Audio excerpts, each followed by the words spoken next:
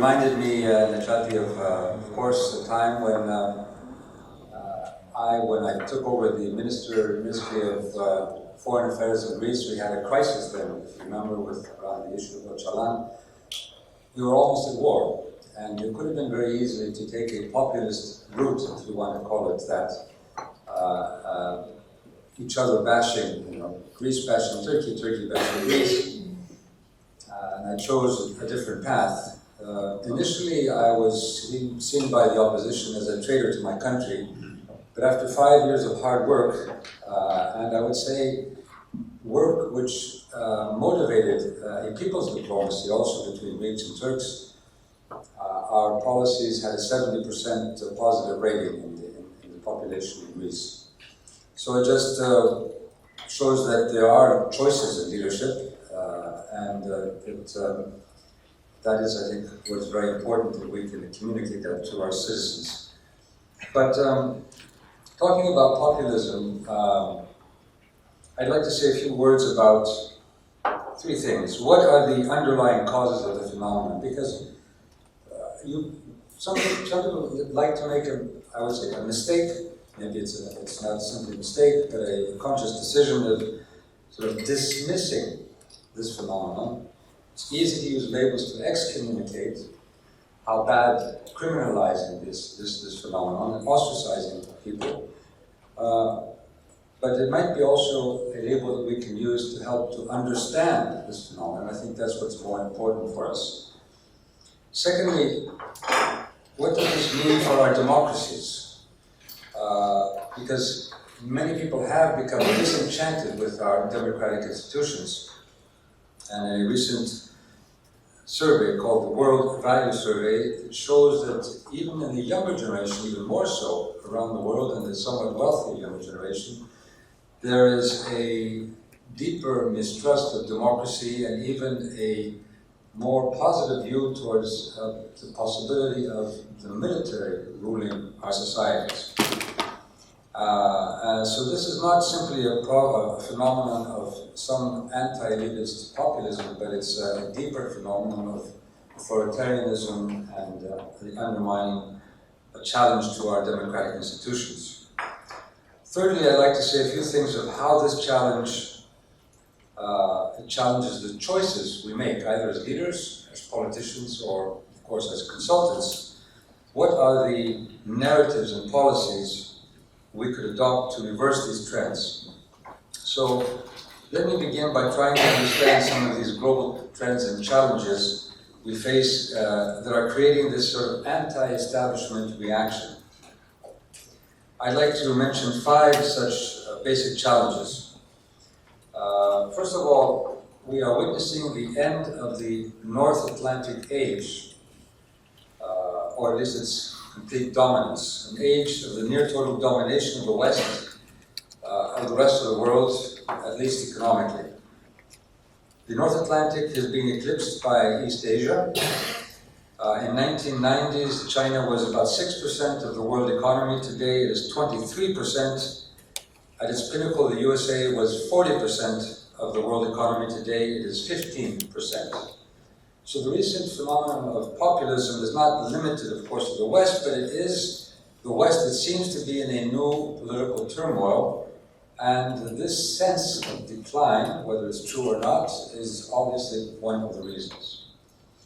A second, and this is particularly pertinent to Europe, demography is changing the world. Africa alone will contribute 80% of global population growth, that is up to 3.2 billion human beings by 2100. So from 447 million in 1980, it is projected to be 2.4 billion in 2050. The wider Middle East also has an explosion of population. So on the one hand, this represents the coming of age of Africa. On the other hand, it poses huge challenges for jobs, for sustainable growth, and obviously for inclusiveness, governance, and the issue of migration or refugees, which has become a huge European challenge, and not only. A third, a big challenge, of course, maybe the biggest challenge humanity has faced, is the climate change. So we can easily wreck the planet, destroy our own civilization, yet this could also become an area of unprecedented global cooperation. The fourth issue is that although globalization itself has contributed to immense economic growth in many areas of the world, we have seen the lowering of poverty levels, particularly due to the Chinese economy, bringing out millions out of poverty. However, it has also created unprecedented inequalities. And particularly what it has challenged is a model of our society. Europe, the USA, have historically created and championed a more just and equal society. We have invented and implemented what was called in the US the New Deal, what is called in Europe the social contract of modern society. And in that sense, we have guaranteed a sense of security and opportunity for all. However, with globalization, as well as the dominance of the neoliberal approach, capital and those who control it are able to avoid their duties in our societies. Just one clear example, and I felt this quite strongly in Greece when I had to raise taxes. We have huge offshore and tax havens as a problem. Some experts now estimate that offshore wealth alone, wealth beyond the reach of governments, exceeds 25 trillion, more than the combined GDP of 3/4 of the nations of the world. And this has enormous consequences. Income and wealth inequalities, of course, they corrode the chances for a just society. They systematically lower students' educational opportunities, raise crime rates, money moves to drug and human trafficking, and this, of course, multiplies distrust in governments, fellow citizens, allowing for other problems, not dealing with issues of pollution, illness, obesity, amplifying violence against women and children, blocking upward mobility. This inequality has these direct social impacts as it is undermining the social contract. And the social contract, of course, was a contract between the employers, employees, and government. Now the capital can move from country to country and find different standards or lack of standards. Workers, of course, have less collective bargaining power as the structure of the workforce and labor market is completely changing with very much temporary work and mobility and so on. Of course, digital work. And governments are much more unable to collect the necessary taxes to maintain what was considered a very important part of our modern democratic society, which was that of the social contract. I would add to this, of course, that the concentration of power through this inequality has also skewed politics by the capture often of politics and our democratic institutions by money. Finally, of course, our digital revolution, momentous as that of the agricultural industrial revolution, has become a double-edged sword. For example, robotics and artificial intelligence already destroy jobs, but may permanently replace millions of workers and not only menial jobs. Who owns the robots? Who owns the means of production? Who will reap the profits? Will the unemployed be permanently marginalized?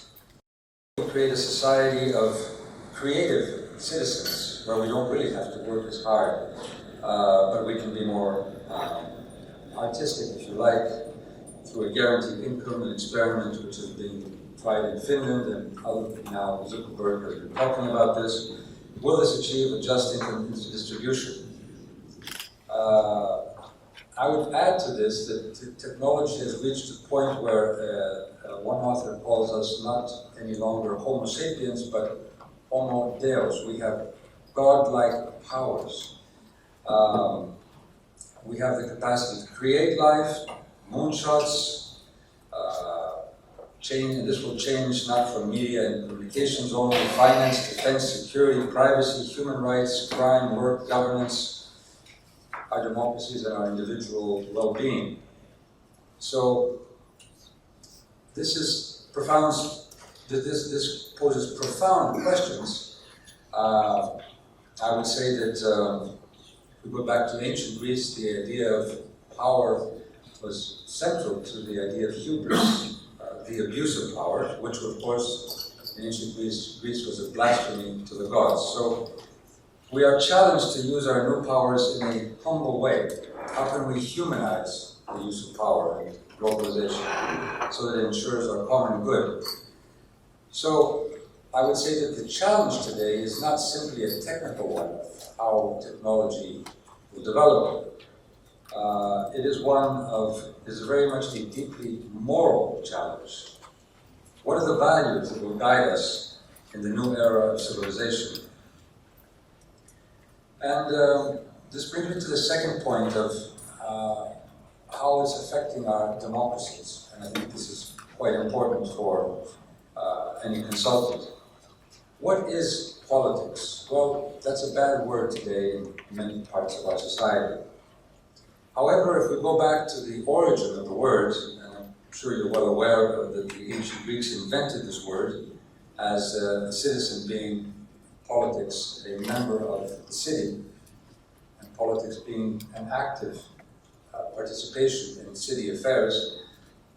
Historically, scholars will tell us that politics was not simply an invention, but it was a revelation, a cultural revelation. In fact, it was the understanding that we could be liberated from our fears of high priests, of the awe of magicians, of the fear of submission to kings and tyrants, that it was a liberating concept that we could imagine to be masters of our own fate. Well, that sounds quite maybe mundane for today's world, but at that time when it was understood, it was a huge revolution. It was the sense that we as human beings actually can change our fate for the better. Liberating our human capacity to freely imagine a better society and create a better life. That's why, of course, then in ancient Greece, if you can take your own fate in your own hands, then the more you invest in human beings, the better your society will be. So theater, art, philosophy, mathematics, music, sports, games, that was all very much a part of making society better, human beings better, and education was very much the act of participating in politics. That was a basic part of education, and a basic part of responsibility. Now, democracy was then an innovation. Sometimes we look at innovation as something in industry, something in science. We rarely see politics as an art in innovation. You as consultants should see yourselves very much also as innovators, as we politicians should. Of course, based on certain rules and values, but democracy was innovation, and the basic reason for democracy, the innovation of democracy, was how do we control, how do we avoid the concentration of power in the hands of the few? It was against tyrants or kings or whatever else. And again, or even the power of wealth. And again, hubris was the misuse of this power. But also, democracy allowed for a sense of collective power and decision-making. So I would say that the goal of democracies has been, first of all, to free and empower citizens. Secondly, to give them a sense of ownership and collective identity. And thirdly, to ensure a sense of equality and justice within the workings of society and institutions. So I would say it is this spirit of politics that we need to recapture today in our democracies. But is that happening? I think we have lost that spirit, and politics has become something different. And I will try again to make a few comments on why I think politics has become, and democracies are facing major challenges today. Well, on the one hand, we have a contradiction, a paradox, if you like, which I think particularly the younger generation feels very strongly. We have huge resources as humanity. Never before have we had so many resources, such knowledge, such technical prowess, such education. We've had this is more than any time in human history. Yet, it seems that we cannot solve problems. Maybe some have been solved, or some are moving to be solved, but more are cropping up. So, therefore, politics has become, in many senses, a bad word. Well, one of the issues, which I think all of you understand, is that politics still remains local. Politics is a local issue, local or national, yet the problems the world have become increasingly global.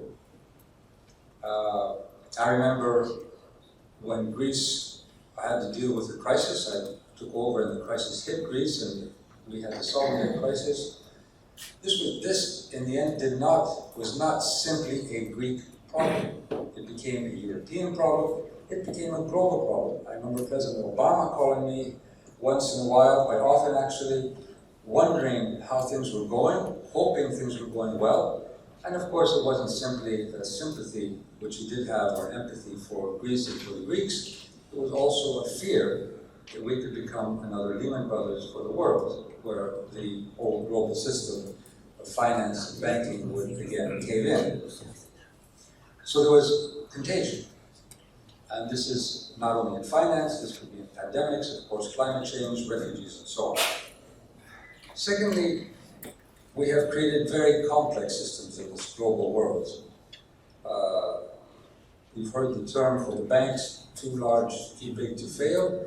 Actually, we have created systems that are too big to be accountable. Not too big to fail, but too big to be accountable to our societies. And this has another consequence. This has led to an ideology amongst the elites, or even the established conventional parties, which many of us have worked in or for, to the concept of TIMA, that is, there is no alternative, which ends up being that there are only solutions that are technical. We should have the experts run the world. We tried that in Greece. We tried that in Italy. Many people said this is the way we should go. But underneath that concept was basically saying that people don't really know how to run the world. Citizens don't really know what's happening. We need the experts and therefore some elites, which basically simply reinforced the strength of the establishment and certainly gave the sense to people that there are no choices. Now, how democratic is that? I think is a very simple answer, that there's certainly no sense of democratic choice. Third, of course, is what I mentioned, the inequality.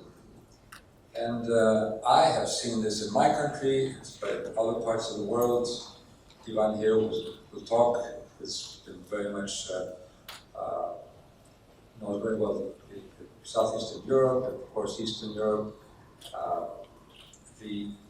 where not only that area, but the concentration of money has come back into politics, and not only through advertising, but basically to be able to capture institutions, whether it's legal corruption or whether it's outright corruption. We have the undermining of institutions which then has led to very much a sense by our citizens that they have been losing power. So politicians within this context, this new context of globalizing and highly concentrated power, often are seen as weak, and maybe we are. Maybe there is a fallacy that politicians will solve everything, and when we don't, because these issues are much more complex and much more difficult, there is a deep frustration. And I would say that politics, from a time when it should have been the use of imagination to create a different world, because that's what politics should be, to really think of a different world, to be able to propose for new solutions. We have created politicians that are more like acrobats. Again, a Greek word which means walking on the edge, basically through polling or campaigning for money or sound bites or now social media. We become acrobats rather than really thinking of the large picture. And acrobats can easily, if they take the wrong step, fall off. So then you don't really take many risks, you don't really imagine, you just take the follow the path. That's not very inspiring, I think, for our citizens. A fourth problem, the polis, the city in ancient Greece was very small, of course, and there was a very strong identity, a common identity. Of course, there were issues of slaves, women not participating, but there was also much debate about bringing in migrants. Should they have citizenship? Actually, one time they did allow for migrants to become citizens. In the French Revolution, again, in the liberté, égalité, and fraternité, the idea of fraternité, or brotherhood, was an idea of solidarity, but it was based, again, on a concept of a common identity. A French identity, an ethnic identity, a language identity, a national identity. So, what happens now in our democracies when we are becoming more and more diverse? How are we shaping this common identity? Can we have a common identity? This is a challenge. And what about the European Union, which is a very, very interesting experiment where we do have different languages, ethnicities, backgrounds, and of course histories, and histories obviously much of conflict. Well, during the financial crisis, what I saw is we saw a lot of rhetoric, which rather than creating this sense of common identity, did the opposite. Greeks are lazy, we drink ouzo, we dance zorba. Zabekiko, as you said, and I do dance that. We're proud to do that. But actually, according to OECD, Greeks work more hours than any other Europeans. However, the stereotype was there. Actually, even Angela Merkel at some point initially mentioned that we take more vacations than anyone else. But if you come to Greece during the summer, of course, you come for vacation, so maybe it looks like that. But I think Germans take a few more days than Greeks do, actually. But if we get into that kind of stereotyping, why would a German want to be in the same family with a Greek? If the Greeks are lazy and the Germans have to pay for them. I mean, why would you want to be in the same family? So this kind of stereotyping undermined a sense of common identity. And I think that's one of the reasons, one of the many reasons, why we have seen this resurgence of nativism, nationalism, and populism in Europe. The financial crisis brought out both the economic inequalities, but also some of the cultural identity issues, and those two together became toxic in creating a sense of division and splintering. Now, a philosopher, German philosopher, Jürgen Habermas, has talked about the idea of a patriotism to our values, or our constitution, a European constitution.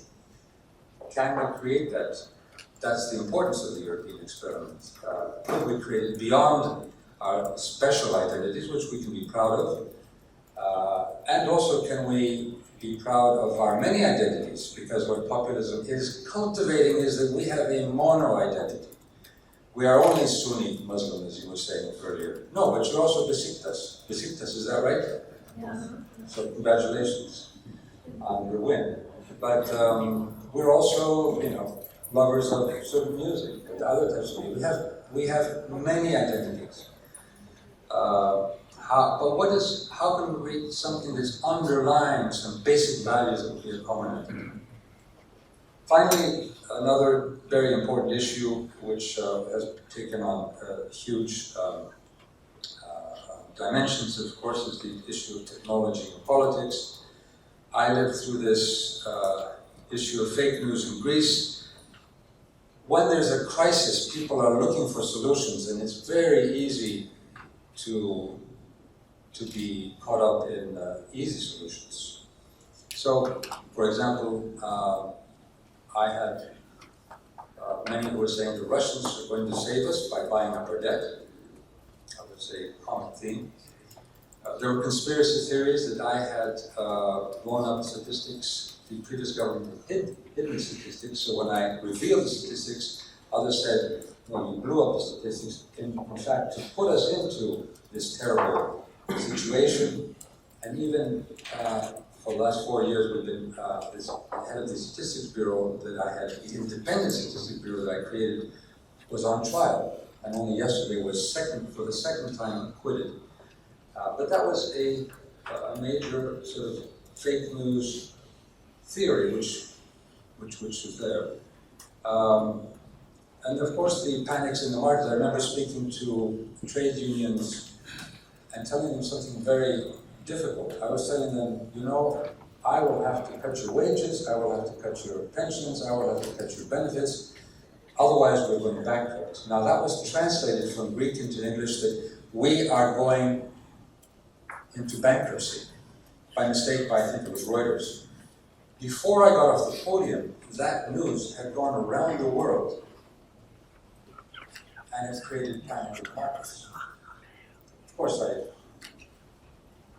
restated that afterwards when they told me that, but the damage had been done.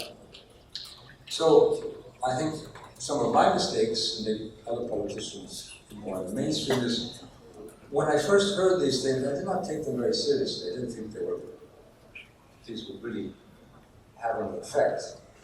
I also felt that maybe I should have gone out and explained more and more systematically about what was happening. Really, this is an educational process in this world where we have so much fake news. Thirdly, we needed consensus. Luckily, often the consensus if a government does want one, it's in the hands of the opposition.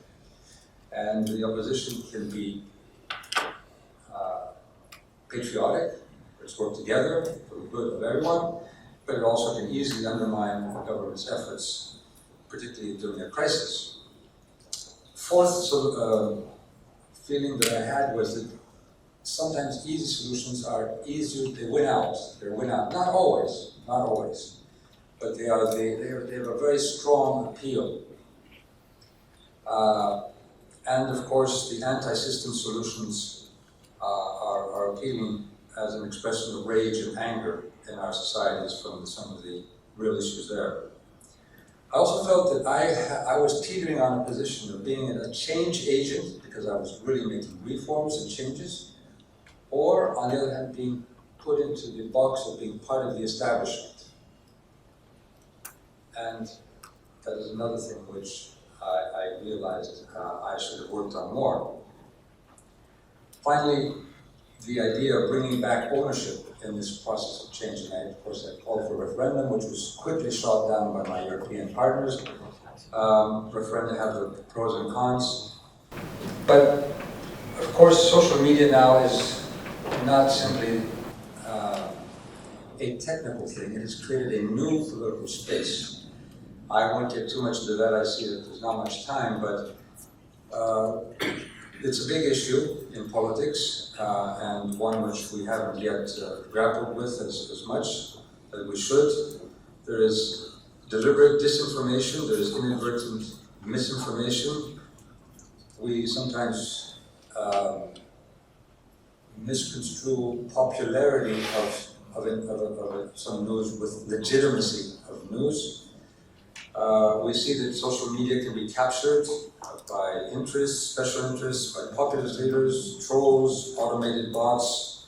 They can shut down dissent, minority voices, weaker voices, women's voices. Facebook has become the world's largest news source. 44% of people across 26 countries surveyed say they use it for news. We have unprecedented personal data capture, therefore micro-targeting psychologically, and therefore easy manipulation at the individual level. Advertising has moved to social media platforms, so that the conventional journalists have been losing money as gatekeepers of quality, as much as they were. And anonymity gives a license to expression of the basic of emotions and sentiments. A free-for-all, for example, from hate speech to bullying to creating a strong disincentive, particularly for minority voices such as women, other parts of society that are often weaker. That's a far cry from free speech. In ancient Greece, you had an agora where everyone came in, all sides there, and they all had one platform, and they all had to speak to each other. And of course, what we're seeing now is echo chambers, splintering, people multiplying their own views and not really having much of a dialogue. So is this internet really democratizing, or how do we make the internet in a way so that it can be more democratizing and not developing more sort of authoritarian types of thought?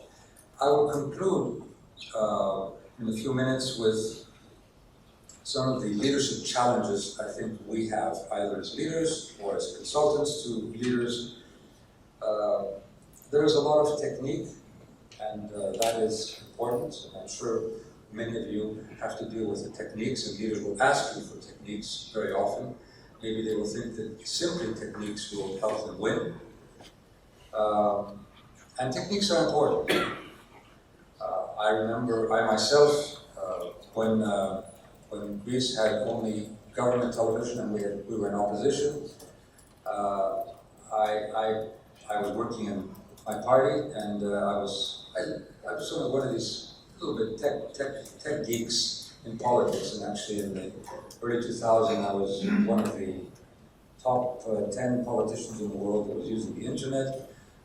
By Foreign Affairs, I think it was declared, and but I saw that there was a video, and it was new, a video, but some people were using it, and what I did is I started taping speeches of our politicians in our party, and then I went to the Gypsies, the Roma in my country. They had a whole industry of illegal reproduction of movies. And they said, you can get this for free. And they actually became the distributors, sent it to every village in Greece, and in the coffee shops there were televisions and people would watch it. So we actually had an alternative television station in a sense. So yeah, the techniques can be good, but in the end I think we have to think of content. And I think that there's the question now of how we bring back trust. Trust, free expression, participation, critique, holding government accountable, informed dialogue, a shared sense of reality, and therefore even a shared sense of identity, mutual consent, rather than polarizing segments of our society. How do we strengthen institutions? Because I have seen in Greece, and I'm sure you have seen around the world, that as institutions lose their legitimacy, people then look more towards individuals. They say, oh, I can't trust my institution, I can trust him or her. Well, I felt that often too in Greece, and maybe one reason why people trusted me was because I came from a lineage of politicians. It's a big responsibility, but it also does show that there is a lack of strong institutions.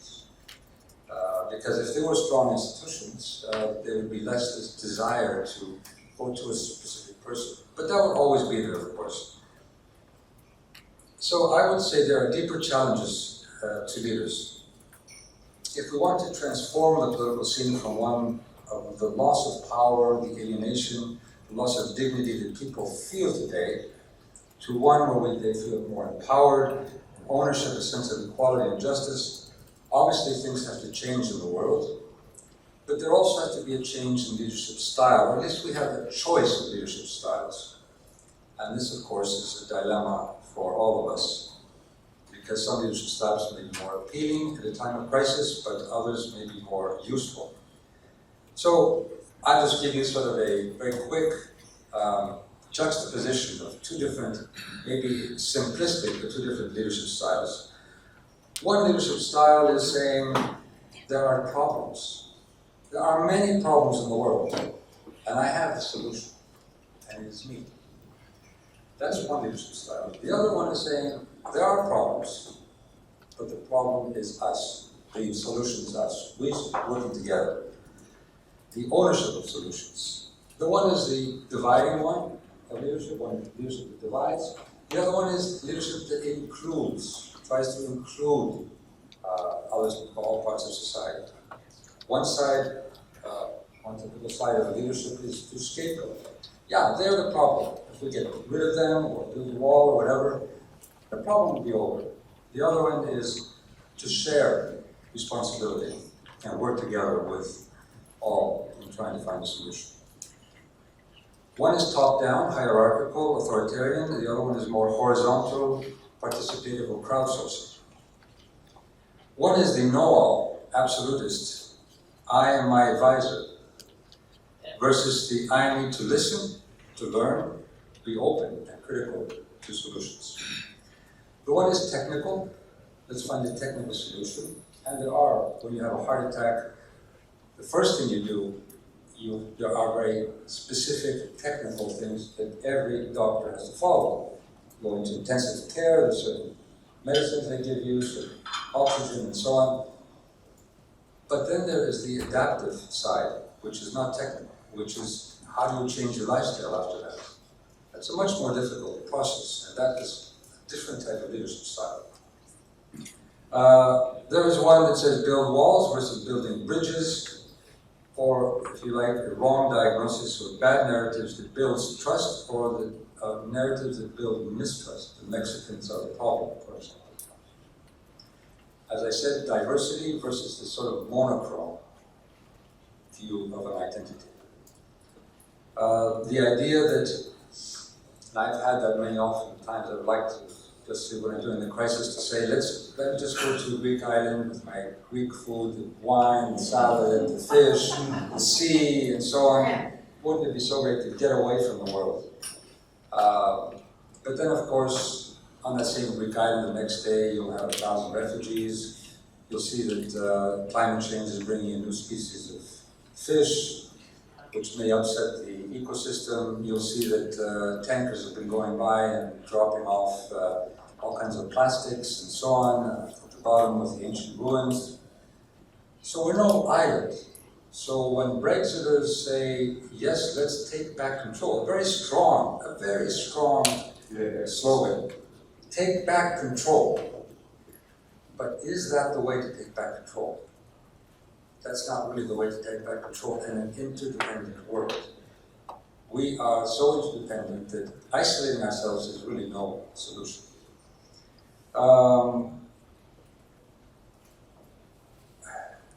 Of course, there's the power as value itself versus the values as a framework for power. The rule of powerful versus the power over rules or laws, sort of something between a Roman arena or the Olympic Games. Very different types of concepts about the rule of law. Win the vote and power versus power to help people participate in being empowered. Politics as learning the ropes to win, or politics as imagining a better future and learning together, being an educator and being educated as a politician. Finally, fear and hope. These are powerful emotions. We have the politics of fear, we have the politics of hope. And we in politics will create narratives that will encompass both. But the question, however, will be stark. Are we going to exploit these emotions in order to fulfill our need to grab power, or are we going to use these emotions to motivate, educate, mobilize, include, create consensus, build platforms of dialogue and cooperation, deepen trust and legitimacy in our societies and between our societies in a much more interdependent, complex world? Well, these are the questions I put to you today, and let's look for the answers together. Thank you very much.